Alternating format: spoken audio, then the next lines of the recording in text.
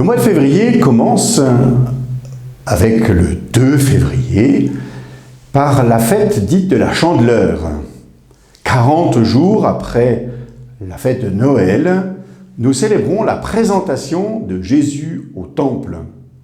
Comme cette fête exprime la lumière qu'est le Christ, ce que chante le vieillard Siméon, la coutume était d'allumer de nombreuses chandelles, d'où le nom qui lui est donné de Chandeleur.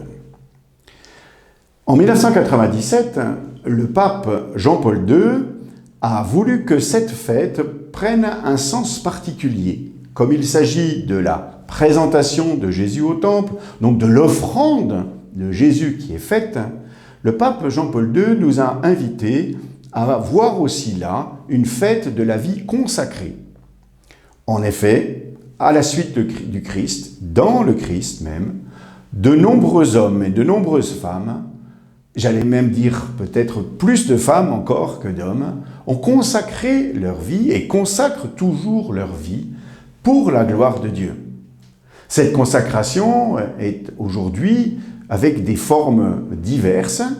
Il y a bien sûr la consécration religieuse, soit dans la vie contemplative, avec la consécration de toute l'existence à la prière, soit dans le service actif, dans la vie apostolique, avec la consécration de l'existence dans le service de la charité, auprès des pauvres, des malades, des enfants en particulier.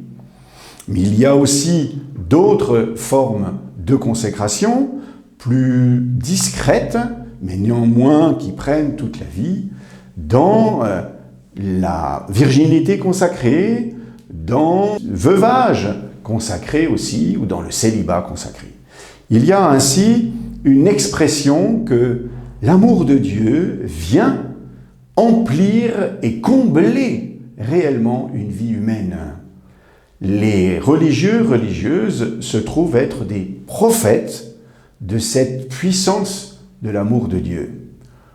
S'ajoute à cette dimension prophétique un souci d'une vie communautaire et fraternelle qui anticipe la vie que nous pourrons avoir dans la gloire de Dieu.